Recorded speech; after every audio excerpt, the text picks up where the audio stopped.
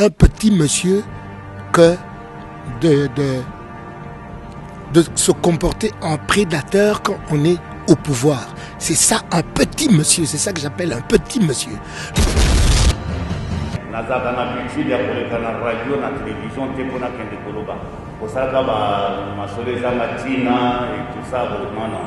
Ce n'est pas ça, j'estime que ce n'est pas ce qu'il faut faire, ce n'est pas le plus efficace. Et l'air de fan n'a pas fait que Golobate, que la que Toyidi Golobate. Nga soki nazaki fachi, so nazaki premier ministre, nengana tia gouvernement, ya makamba ba député à fraude.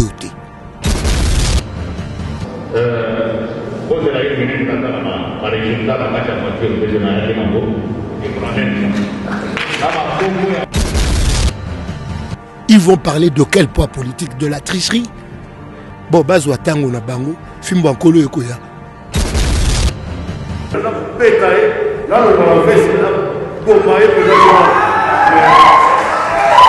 Alors, vous voulez mettre la culture, motoyer, azana culture, il y a que se cultiver. Batia batu bagotia batu na poids politique, batia batu na nenga poids politique. Tu sais que la culture, c'est l'âme d'un peuple. Pour vous dire que le leadership n'est pas le problème de la masse. Nazana soni yako benga batu na mona mikonzi na ngai, na soni yako benga batu wana honorable na excellence. J'ai démontré que j'avais eu plus de voix. Et même quand ils ont regardé, par rapport à la PV, j'étais largement au-dessus. Alors comment quelqu'un qui a eu... Parce que je voulais donner le nombre exact de la voix là. Pour vérifier, il y a au luki 15 personnes, au bien qu'on a 15 personnes. Au tindi bango pa muninga lobi kamata batunanga.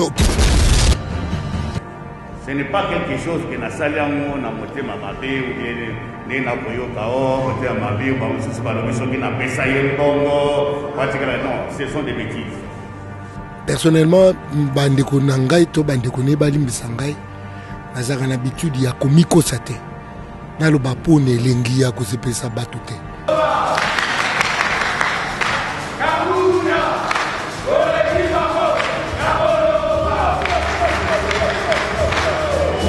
Yépe Fatim, n'a pas observé kaka. Na éviter ce gars, on continue au Kosama. À un moment, il faut qu'on soit décision. C'est lui le chef de l'État. Ce gars a complicité, alors il a une décision. À ça, je ne papa naï. ONG5 TV, ONG5 TV. Chaîne YouTube ONG7, Babi ONG7, chaîne Yassika, ONG7 TV, ONG7 TV. Ah, heureusement, film est bien, magasin bien, idée professionnelle, idée professionnelle. Chaîne du nouveau, pas comme des autres, quoi, Balobi, Awande, place Makambo Zali. Mesdames et messieurs, très chers téléspectateurs de l'émission Point de Vie, bonjour. Bonjour, un grand merci parce que les lobundimi biso, tu as les sous le bosso et tando iken abino, toluka kulutu. Moi j'ai l'habitude, ya robengae papa parce que tu votaki est à kotaki na kati ya hémicycle Assemblée nationale oyo sans t-shirt, sans intérêt, sans maï, à Vandaki. Et puis mbeba to mbilinga yaki ndenge yaki papa va nanda ku lango lelo to yeko lukaye parce que alobela biso na situation ya République démocratique du Congo plus ou moins un mois et demi, peuple congolais à cause de la sortie à gouvernement à Mwanamboka Samalo Konde. Qu'est-ce qui bloque le lot? Est-ce qu'il faut gérer les ambitions politiques pour être gouvernement en Webima? Moto to yambi le lot na benga ke moto abwani ya maele akopesa biso makanisi moye. Kobosa na te azalipe moko ya balanga nzembo na mboka na biso. Toti ko perdre Viejoski ki ambukuta kulutu akoloba. Toti ko perdre pe moko ya baimboka oya komaka ba livre moi mboka honoré Mbanda Kulutu Akoloba. Jean Goubal, bonjour. Bonjour ndeko Billy. Privilège makasi ya kopesa biso lisusu lelo ya koleka na kati émission oyo muto akutena Jean Goubal kalala a retenu d'abord nini par rapport à présentation. Nous akutena ndeko nae congolais le quoi et puis voilà. Na obaksanini nazaka congolais ndeko ba Congolais bandeko na ngai. Voilà. Très bien. Président, les lots qui célébrer 52 ans, il y a mort, il y a premier président Mbokanabiso Joseph Kasavubu à Koufaka le 23 mars. Le 23 mars, il y a 52e anniversaire, il y a mort depuis Bakunda. Mais l'élite à place au Basel Mausolée na Congo central, comme moi Robeba, moi Angela Yango Pesa, moi Salité, Makanisi Moyo étant que Moto Maele. Est-ce qu'aujourd'hui, il faut honorer Joseph Kasavubu? Mais plus qu'Azaki premier président Nabiso, faut qu'honorer et puis Azaki Moto Yamayele, Motomo correct, Naba Sangotozwa Oyaye, c'était quelqu'un de correct, quelqu'un de droit. Yékoutunde Nakanzi, il faut qu'honorer Mingi. Voilà. Très bien. Honoré Ngbanda est parti. Il a écrit beaucoup des ouvrages, notamment Les derniers jours du maréchal. Combat naïe à panafricanisme. Est-ce qu'aujourd'hui la jeunesse peut prendre Honoré Ngbanda comme étant un modèle? Motosoka sa oui mingi balubaka malamu naïe. Mais personnellement, na ndimite que nako jouer le quoi modèle. Il ne faut pas aller combattre quand on est à l'extérieur.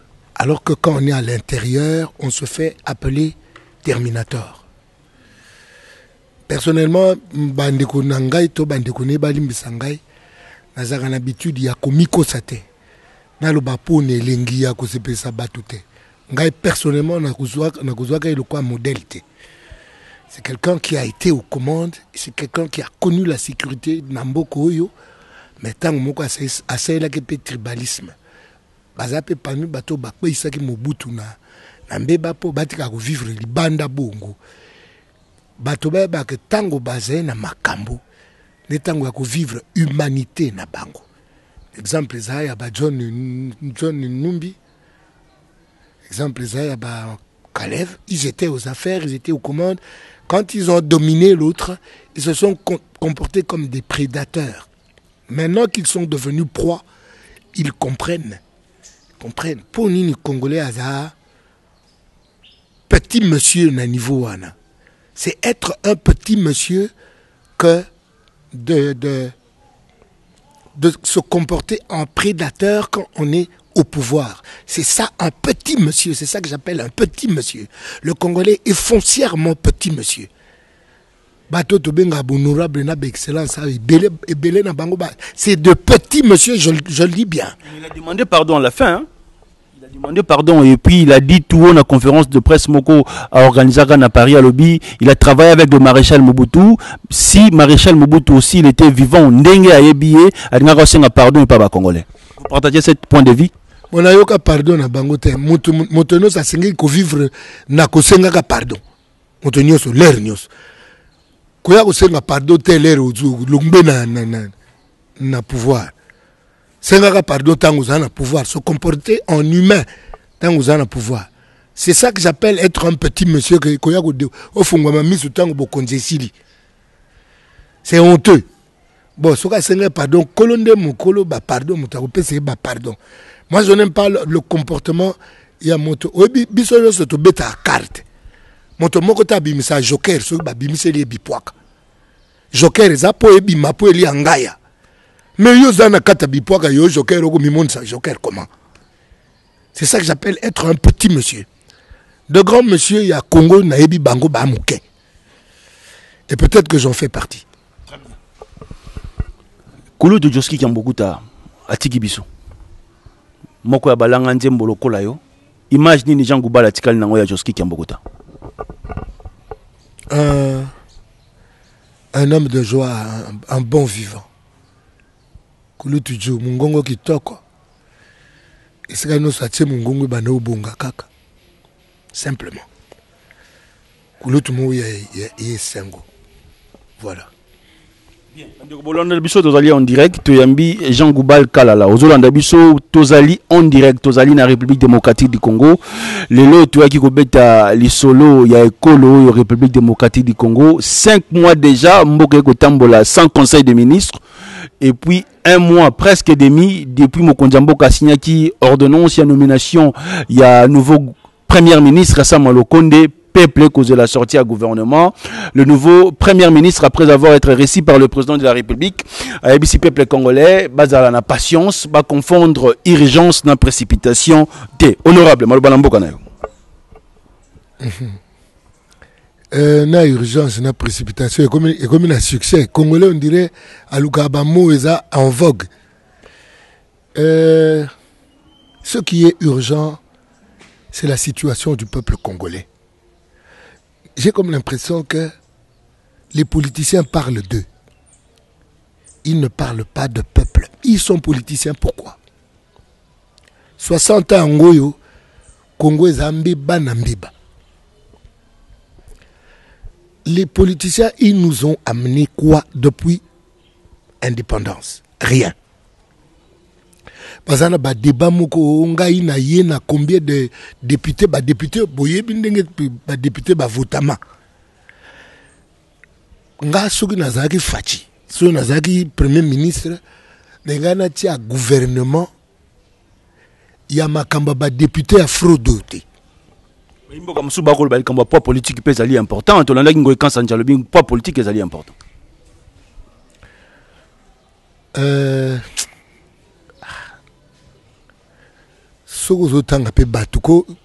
Poids politique, il y a Yotatana Bana Nuboyoga Narete. C'est ça le poids politique. Poids politique, il y a des fraudeurs. Qui sont ces députés au Bahami Bengana poids politique au Bahagi voté à solo? Quel poids politique représente la tricherie? Ils sont en train de nous passer du temps pour rien. Mais quel est le poids politique? Il y a Batoboni Bazan, député Oyo Yebi Bavota Bango. Bazé Belete. Député Béléo Bavota, ils vont parler de quel poids politique? De la tricherie. Bon, Bazwa Tango na Bango, Fimbo Ankolo Yokoya. Kobanga note. Bazwa Tango na Bango Angoyo, Fimbo Zoya, Kalate. Oza moto wa mayele, soki sama lokonde akolando lelo, poaza bloqué na mokolo alelo, qu'est-ce qu'il faut faire? Ah, se débloquer, il est bloqué par quoi? Par ces gens corrompus qui sont en train de l'acculer, qui se débloquent, qui soient calmes, qui soient sereins, qu'il aille regarder. Le Congo n'a pas que ces politiciens véreux comme personnes qui peuvent agir pour décanter la situation de ce peuple. Je n'attends rien de ces politiciens-là, moi, personnellement. Le Premier ministre Akendakopona, selon Chouanaye, selon des personnes que lui il connaît, on va s'en foutre de ce poids politique de tricheur. Qu'il aille choisir parmi les fils de ce peuple, les fils dignes de ce peuple, il y en a. Et je suis sûr qu'il connaît quelques personnes. Il doit se faire guider par la volonté de sortir ce peuple du bourbier, de ces ventris, ces politiciens du ventre. Il avait ventriote. Alongba boumbu ya kotaelaka baumbu ya politiciens. Nos politiciens sont des esclaves. Les politiciens qui se font nommer na Rwanda, c'est des esclaves qui regardent aux gens qui sont libres, des personnes affranchies de leur égoïsme, de leur ventre. Alongba boumbu ya baumbu. Est-ce qu'aujourd'hui l'Union sacrée c'est l'espoir du peuple congolais? L'espoir du peuple congolais, c'est Yehoshua Hamashia, c'est Dieu.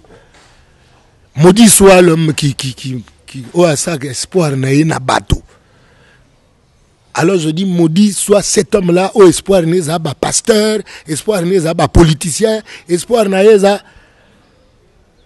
peuple congolais a espoir n'est pas Nkolo. Et puis à ça, la Moussa, le quoi Nkolo a sengi, n'a pas pasteur, n'a pas senga bino, boke n'a pas l'exalaire, n'a pas l'église, ya magablo. Boke na olekisa tango na bino na losambo na kati ya ndako na yo esika ozali okangi porte osambe maloba moke kolo ataka mitema akomona motema soko sisi okei mosala po Kongo ekotombwa na mosala. Voilà. Très bien. Tozali en direct, Toyambi, honorable Jean Goubal Kalala. Les évêques de la Cinco demandent au président de la République n'a fait de route au présenté le respect. Il y a date sur le plan constitutionnel, notamment l'organisation des élections en 2023. Une contradiction, les lots via la lecture, il y a bactère politique. Oh, Tozali na bango, Tolandi avec Pascal Mukuna. Alors, il faut d'abord toquer un recensement et puis élection tokozwango atana 2030 même avec mon amboka batu lukwe balobi élection ezali importante tokozwango pe na ba circonstances o tozanango sans pour autant que na recensement. Honorable Jean Goubal Kalala ya lobi nini toke na utuna point de vue ya bande kuna selembao toke na utuna point de vue ya batu na Kimbanseki toke na utuna point de vue ya batu na Masina bato tangi wana baana mbongo bagolia pona bango ate élection yete tant que bazana position baana ngo ba occupé te mais et puis recensement na banga ngote ceux qui mukiliza organisé tel que commune ezana ba quartier ezana ba avenue et ba avenue ezana ba chef pona ngai recensement ekozwa 1 mois pona ngai Tebisaki binoawa opération funda voisin oyo yebite biso tozana balabala to yebani so batasika bakoti tokotuna chef de l'avenir oyo nani pokuna na est moyibi eleki mingi bato babangela recensement na est esika fraude ya ba tribu na bino bobakisela biso ya bani ya murenge ba tribu bino moko ba congolais bobakisela biso. Mais ngai recensement na banga ngote et puis personnellement ce qui fachi a sali glissement ezalo kwa ko sa soni na chichi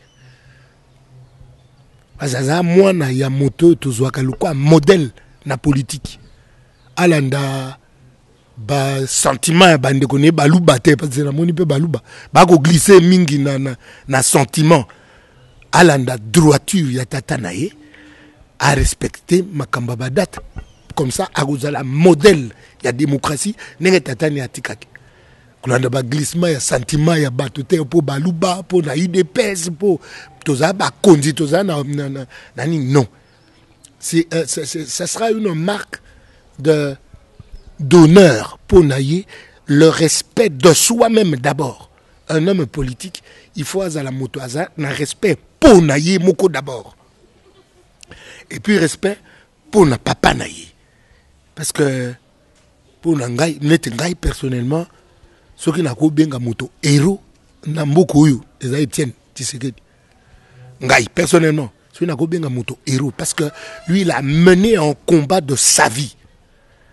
Ce n'est pas un combat, il y a un discours, il n'y a pas au communisika au pengui le quoi ba o nyoso beaucoup misaka te Chichi se fut et c'est un héros. Alors son fils doit respecter sa mémoire, la mémoire du père, Etienne. Pour un glissement, ça sera une honte dans la mémoire de papa. Voilà. Très bien. Président, honorable, au Bimine Assemblée nationale, lelo zando amonene ba ko moderniser yango. Bande ko balobi yebisa mwana mboka mbela na biso soka koki koloba ba konji ba yokaye modernisation en grand marché. Est-ce que OCP na likanisi wana? Ngai problème nanga ezali l'humanisation de l'homme congolais. Oko moderniser ba murte. Oko moderniser mabaya te. S'il faut agir sur la pensée du Congolais, sur le pensée du Congolais. Ce qu'on dit, c'est que tu as un grand hôtel. Une semaine, c'est belé. Grand hôtel est comme salité. Ce qu'il faut moderniser, c'est la pensée du Congolais. Et pour moderniser la pensée du Congolais, il faut se mettre ensemble. L'éducation à la base. Comment concevoir le programme de l'homme congolais, les réseaux quota classe. Il faut mettre le parent dans la possibilité, il y a côté à bananaï, à table moderniser Wenzi, à table moderniser grand marché Ndenge Bolingi. Ce qui le Congolais n'est pas modernisé dans sa pensée. Et encore que le concept modernisation, il faut définir Yango. Parce que ce qui te dit modernisation par la science. Est-ce que la science yango moko eza kaka positive? Parce que la science nous amène ba dégâts mosusu tozobenga réchauffement climatique ezo uta na science. C'est-à-dire que quand on parle de modernisation, il faut que tu aies sage en commun pour penser modernisation. Parce que Congo est autant de l'Ioto. Oui.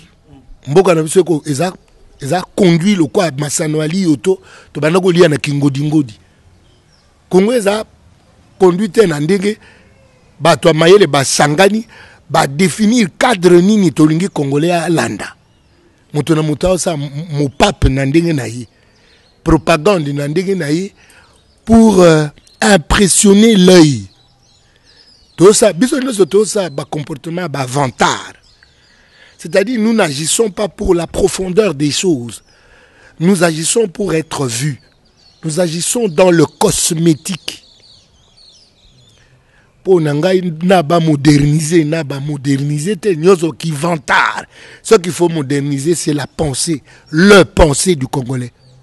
La pensée. Le quoi la pensée l'ikanisi, le pensée le quoi le lenge ya kukanisa ya congolais. C'est ça, il faut travailler sur mental ya Congo.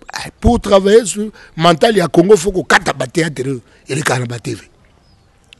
Les théâtres abrutissent le Congolais plus qu'il le distrait, plus qu'il et a distraction moko e bakisa mayel était et a distraction zo bakisa bozoba. Moderniser le Congo. Aussi des chansons au pézolé canadication à Malonga. Surtout ma chanson. Quand je parle de moderniser la pensée du Congolais, je parle de la chanson, de l'église, de la télévision, la presse. C'est-à-dire qu'il faut pas tout bas sangana, tout ça la conclave pour le Congo. Conclave il y a ba politicien, ba aventurier ba politicien. Je parle, il y a conclave il y a makanisi. Quel Congolais pour le Congo? Parce que ndekonangai. Congo est à Congo. Na lobango na kubandela ko lobango Congo est à Tchad te ndeko. Na peuple ya ndombolo boye. So déjà Rwanda koma ko beta biso. États-Unis ba yeka ka te pona soni yanga ba yaka sima Rwanda. Rwanda mokewa na kote madabiso bota umeli. Na sima ya Rwanda eza États-Unis ba Angleterre, ba Canada. Bato ba ko exploiter ba minéraux na biso pour fabriquer la biso ba car ba téléphone ba nini na sima Rwanda so moni mwana soso atoni la nzungu mama ne azana c'est mama na Rwanda nani America azande ko na biso te aze ennemi na biso so to zwango na clair. Ça veut dire que to compter na occidental et le côté to compter na biso moko me biso moko wapi biso wango ba politicien ba venturier ote biso moko eza ebite so bayoka ngai bato bazalo kwa ngai bakanisa po na mboka esika boza bosambela makasi po na Congo kolo atinda basali bayeba konza biso na sengi ba pasteur te na sengi bato bazalo kwa ngai esika bazana bisika baza na sengi pasteur te na sengi basango te na sengi bato nzambe ayebi o besika baza bayebi peke nzambe ayebi ba. Honorable, parce que il faut les lots, tout réformer moto congolais.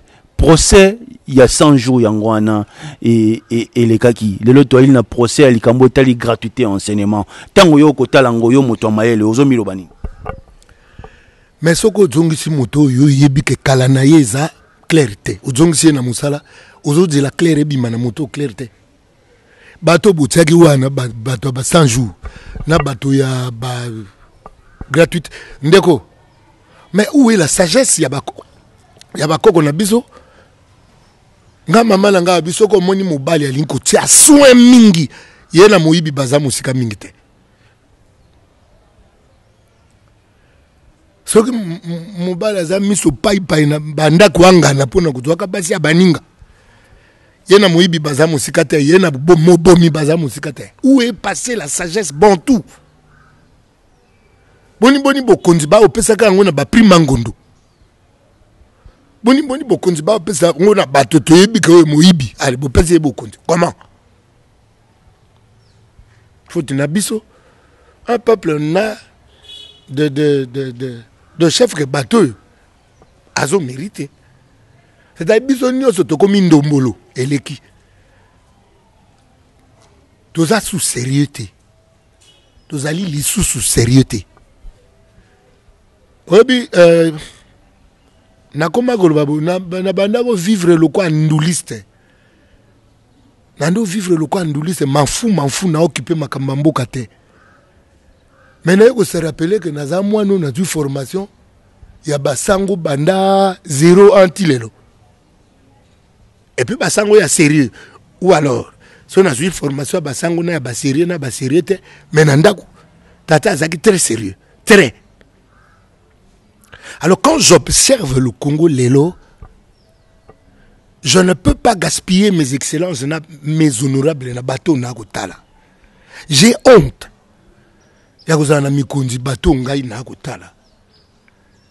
Nazana soni yako benga bateau na mona mikondi na ngai na soni yako benga bateau na honorable na excellence. Quelques rares batoloka ya kulutu nangai kolo aza na mulimo na ya rito malokondo batomoko otomona qui se respecte allez belete quelques rares batoloka ba oyo ndekolanga Didier Mumengi na tanga mingi des gens qui se respectent allez belé soutien ndikonangai nazaka na soni ya kotala batoti na benge pe honorable nga mwana collège Albert Yakala na benga batomuso honorable na kokate. Le prochain gouvernement arrive et Zoseng appelle Likamwa criteur. Qui, selon Jean Goubal, les lois roses à la ministre à Kiltir et en Bokanabiso? Ah, ndeko bacha o bagocha kaka. Bacha o bagocha po bagocha bagokabola na poids politique. Poids politique banda bacha ba ministre en ya culture. Bogocha moto na culture yemo katanga ata livre moko te. Na kene na parlement jour na koti na bibliothèque na tuni. Ah bien. Imaginez, na parlement, ba député batanga livre te. Ba ebisinga awa na bibliothèque aka yo nande kono mumengi ndebo kotaka. Alors vous voulez mettre na culture, motoye azana culture ya ko se cultiver te. Batia batu bagotia batu na poids politique, batia batu na ninga poids politique. Tu sais que la culture c'est l'âme d'un peuple. Et l'âme aujourd'hui de ce peuple congolais, sa culture c'est ndombolo. Et ce qu'on doit évaluer ndombolo lobanini. Moi si ndenzoto mobile des poches. Moi si ndenzoto ingo bakindumba, mobile des poches ingo ba moyibi. Voilà la culture résumée en quelques mots la culture ya Congo. Ndombolo ingo ba moi si ndenzoto mobile des poches. Moi si ndenzoto ingo bakindumba, mobile des poches ingo ba moyibi. Voilà la culture congolaise. Et qu'est-ce que tu veux que l'on mette dans la culture si ce n'est pas un ndombolo et faites cher. Est-ce qu'on peut compter aujourd'hui na président Oyotozana Lelo, Antoine Félix et Chilombo Tshisekedi na 2 ans et demi etikali que le Congo peut décoller? Parce que Kabila à la fin, il nous a dit qu'il y a 15 personnes à Zubangote. Est-ce qu'on peut compter sur Fati? Mais yo motoluki 15 personnes au Zubangote, pèse moninga 7000 personnes au Zubangote. Yéne motaleki seli biso 2 ans en union sote. Au luki 15 personnes, au bi bien a 15 personnes. Au tindi bango pa moninga lobi kamata batunanga au pèse bon comme FCC. Mais c'est ça le freinage à 2 ans leki, yépe Fati nga peine à observer kaka. Na éviter ce gars, on continue au Kosama. À un moment, il faut qu'on soit décision. C'est lui le chef de l'État. Si on a la complicité, alors on a la décision. Asa makamuluko papa naï. Voilà. Isaac, nous sommes restés avec combien de minutes là-bas? Très bien. Mesdames et messieurs, nous sommes en direct. Nous sommes restés qu'avec 10 minutes. Tolandi lelo mwana mboka Jean Goubal Kalala, un homme de la culture, moto lelo soki oko kaye ozui boania to pesi mbote na bande konyo surtout bazolanda biso à travers le monde. Janoka Chala to pesi mbote na Canada na Montréal, to pesi mbote na honorable Ntingi Pululu le visionnaire, to pesi mbote na archibishop Coutinho Fernando na mama Emi, to pesi bango mbote makasi. Président et Zali Mbano pe privilège ya kokutana nayo parce que batinzo tu bazwaka opportunité oyote Aujourd'hui, la jeunesse congolaise, Bazoako comme étant un modèle. En 5 minutes, les jeunes vous suivent. Qu'est-ce qu'ils peuvent retenir l'élo dans le passage dans la 4 émissions au point de vue? Les jeunes na ba leader na bango ya ndombolo. Les jeunes bas à l'examen de conscience, introspection.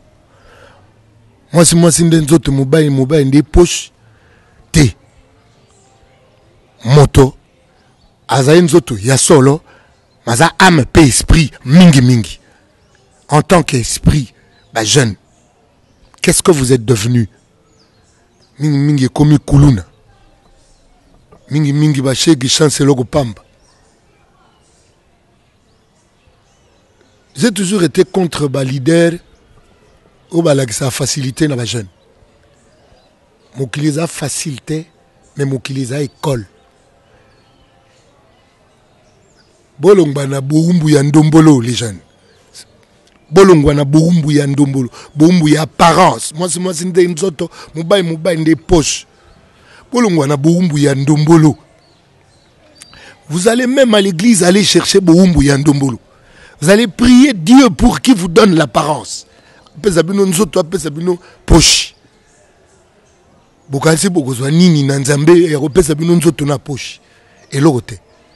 Oyibi mbongo ke sambela nzambe balongolo na kasho. Elo nozosenga mbata ya nzambe. Sortez du milieu de mon peuple.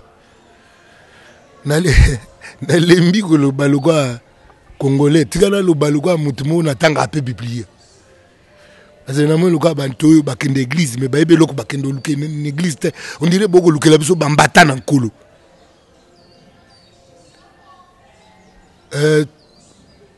Luka humilité, jeune.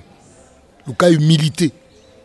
Le bin ako tambola li papa na moni jeune moko abi taba jangubal ane lokote. Est-ce que vous avez loko fo emona na kaka?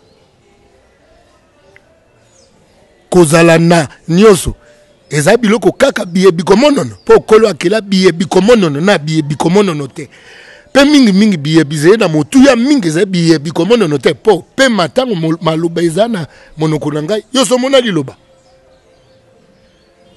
Alors jeune il se fie aux apparences ta jangubal ane lokote pour na lati li papa na ko lingali papa te po bino laksi bino na ba leader na bino ba leader ya poso ba laksi bino kolata kazamoto mazantoma yuji soko lati li papa longbe moto. Allez, sortez du milieu de mon peuple. Longba na boumbu ya ba leader ya Lioto. Les vrais leaders construisent la pensée de la jeunesse. Sortez du milieu de la jeunesse, il y a des leaders, il y a Bilamba, il y a Choko. Il y a des leaders, il y a Mayele. Surtout Martin Luther King, ils ont pour la pensée. Surtout Tanga, ils ont pour la pensée. Bato pena pensée, tikalité, tobosa na bango noki. Sortez du milieu de mon peuple. Bolongba na boumbu ya ndombolo. Voilà. Monument a émené à Batongaki na bandondo bandeko babo yango ekpei. Azalaki moko ya bandeko nayo. Mwa maloba. Omoni biloko nyonso wana ya cosmétique na linga yango lisute. Totonga pensée ya solo totiko le salaire na ba biloko oyo. Biso nyonso tokoleka. Mais tokotika nini? Totika Congo na maboko ya bana nini? Hein? Bana chebe ya pe ba la procès papa na bango ezonga na bandeko akosi mokende. Analyse na yo.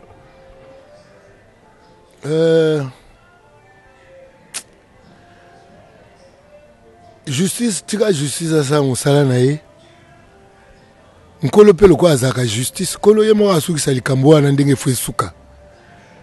Nga posa na nga sikoyo eza totonga congolais. Totonga ye na biabolei pe binois, totonga ye na mayele, totonga ye na bonzambe. Totiko l'exalaire na ba discussion dire ba primango ndo toko kakolaka bilamba na gambela. Tokenda liboso.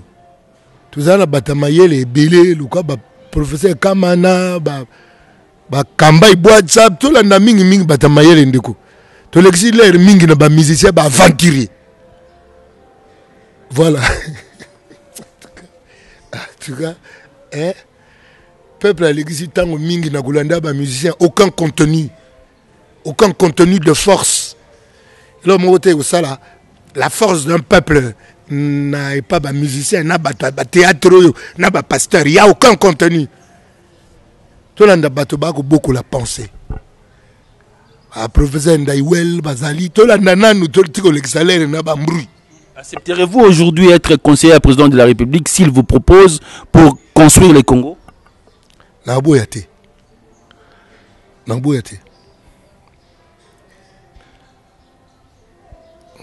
Na pesi réponse aux Zelani. Regrettez-vous aujourd'hui être congolais? Est-ce que vous regrettez aujourd'hui d'être congolais? Na so na bandu regretter que ça congolais, c'est que nazo regretter kokelama nzambe akelingai. Naza œuvre ya motote, naza œuvre ya nkolo. Effort nga fona sala fona mi découvrir ngai et puis na yeba eloko nini nkolo azelaka na ngai. Je ne peux pas regretter d'être congolais.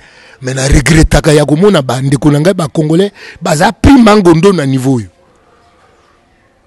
Je regrette pourquoi? Parce que tous les quoi bâtiment na pongi mokili mobimba miso za na Congo sauf congolais.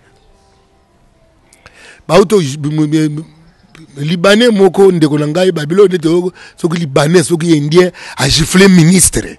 Biloka bongo ko umela te to koma nango na tribunal. Biloka bongo kamata ye donc c'est sans valise. Azonga end. Au chinois moka jifraki général moko. Ah. Motonanga webi Moïse, ayi mo nzambe matafuna grec soki égyptien atufuni égyptien kundie na zelo. Yimo nzambe bolingo zaka ateke ba monela yo bolingo pesa lere moko ke ba na yo ndie zala ni sika na yo. Auzana Congo me Congo ba yanke pena Congo ba ya ba zabara ba mivejon to tikala Congo boye. Hein? Ah bah vieux bindema vieux boza wapi ko ba petit bobimisa ba kebere et ouais ndie moka gifle ministre. L'hôpital à cinquantenaire, ce sont les étrangers de Bagomone et la Congolais. La personne mbote na pasteur John Mukuna bato a pasteur na yankebele bato loka Moïse na kanzi bangwana ba Congolais to monde to komi wapi bande ko ngai to ko ndombolo boy. Hein? Kamwaga indien eluba no nani ndekolanga Israël mutombo habito mona maître indien te indien to mona ina mamba paquet mais a giflé ministre atika lipe na kata Congo. Ah to komia india bongo to kutana ko nzambe. Merci président. To kutana india bongo to kutana giflenga. Na bole brique ya na bole brique et puis na bole brique mba mokote na bole brique na continue bole brique na bole brique tis tinde na gentil tinde na saka ba comédie wana na mutabi blague penda te penda te na gange la Belgique mo na Belgique na master mo ya nzazi to potani ya kota ne da manga singa ko zanga pe ba congolais nyozo tutende bo munela ko mo Belgique na bino batonga na mbongo shirla na makila ko sana ngai te so sa na ko cho frappe ka awa na bino bobo sa ne bo ya sasima mais ye fati na muna o lia baba ale sa ba mbila ba pat na aéroport ndi ba ko tika ba moi kamwa ke ndie bande oboli msanga po Merci président. C'était avec beaucoup de plaisir. Neto Yamaki Lelo Jean Goubal Kalala. Ngana benga mingi mingi papa honorable. Na yende to betaki Lelo Lisolo ya École République démocratique du Congo. Je pense que aux séances photos aux ba pose ndeko. Très bien. 89 plus 243 89 00 60 149. ONG Télévision, Jano Kachala, un grand merci, le visionnaire principal, mon cordon, pour la confiance et pour le respect et surtout, il y a travail. Dinola Gaïna si ma caméra, merveille. Salam au salam d'Engelo, Ngobani, ciao. ye. ONG7 TV, ONG7 TV. Chaîne YouTube ONG7, Babi ONG7, chaîne Yassika. ONG7 TV, ONG7 TV. Ah, ma film est bien, ma gars qui est bien. Idée professionnelle, idée professionnelle. Chaîne du nouveau, pas comme des autres, quoi, Balobi, Awande, place Makambouezali.